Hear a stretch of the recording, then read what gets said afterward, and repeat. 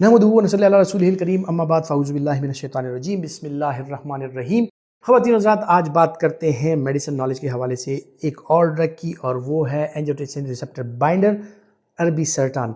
इर्बिसर्टान जो है ये एंजियोटेंसिन रिसेप्टर बाइंडर ग्रुप का एक ड्रग है जिसको हम ब्लड प्रेशर कंट्रोल के लिए, रेनिन एंजियोटेंसिन सिस्टम को कंट्रोल करने के लिए, आपके बॉडी फ्लूइड्स और आपके बॉडी मिनरल जो है उनको कंट्रोल करने के लिए, डायबिटिक नेफ्रोपैथी को कंट्रोल करने के लिए कि शुगर के साथ अगर आपकी डायबिटिक नेफ्रोपैथी बढ़ रही है तो उसको कंट्रोल करने के लिए इसका इस्तेमाल किया जाता है।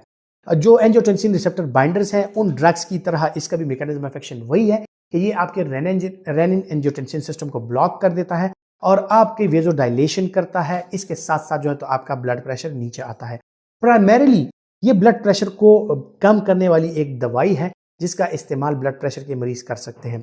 इसका इस्तेमाल जो है कंजेस्टिव कार्डियक फेलियर के मरीज, प्री लोड और आफ्टर लोड को कम करने के लिए इसका कर सकते हैं इस्तेमाल। इसी तरह जो इस्कीमिक हार्ट डिजीज के पेशेंट हैं, मायोकार्डियल इंफार्क्शन उनको हो जाता है, लो डोज में एंजियोटेंसिन रिसेप्टर बाइंडर्स न सिर्फ उनकी ब्लड प्रेशर को मेंटेन रखते हैं बल्कि उनके कार्डियक टिश्यूज की रीमॉडलिंग जो हो रही होती है, स्कार फॉर्मेशन जो हो रही होती है, उसको भी कम कर देते हैं और एक सेहतमंद दिल की अलामत है।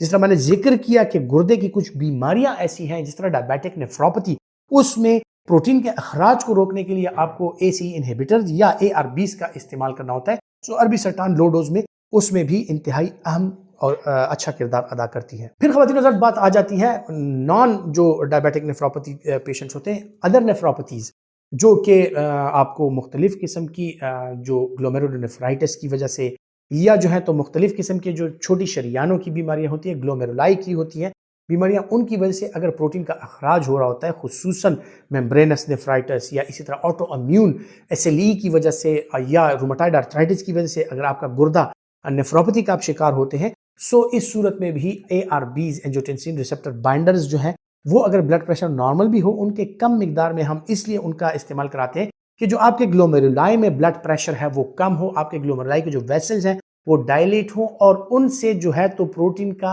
अखराज जो है या लीकेज जो है वो कम से कम हो। तो प्रोटीन यूरिया नेफ्रोटिक सिंड्रोम में या नेफ्रिटिक सिंड्रोम में अगर आपका पोटेशियम लेवल नॉर्मल है, आपको क्रॉनिक किडनी डिजीज नहीं है, सो उसके लिए भी हम एंजियोटेंसिन रिसेप्टर बाइंडर्स का इस्तेमाल करा रहे होते हैं। एंजियोटेंसिन रिसेप्टर बाइंडर में इर्बिसर्टान जो है वो 150 और 300 मिलीग्राम की डोज में अवेलेबल है। इसी के साथ इर्बिसर्टान जो हाइड्रोक्लोरथायजाइड है, डायरेटिक्स के साथ भी IRBD के नाम से या मुख्तलिफ किस्म की और कम्बिनेशंस में ये अवेलेबल है कि इसके साथ डायरेटिक की कम्बिनेशन भी होती है। सो अगर आपको combination drug, fix drug combination पे जाना है, मल्टीपल ड्रग्स पे जाना है, डायरेटिक साथ में ऐड करना है, तो इसके साथ हाइड्रोक्लोरथायजाइड जो है वो फिक्स डोज कम्बिनेशन में अवेलेबल है। ख़वातीन हज़रात, इर्बिसर्टान के साइड इफ़ेक्ट्स, उनमें अगर खुदा न खास्ता किसी बंदे को रीनल आर्टरी स्टेनोसिस है, वो ARB या ACE इनहिबिटर का इस्तेमाल नहीं कर सकते। खुदा न खास्ता वो गुर्दे की कमज़ोरी और फेलियर का शिकार हो सकते हैं।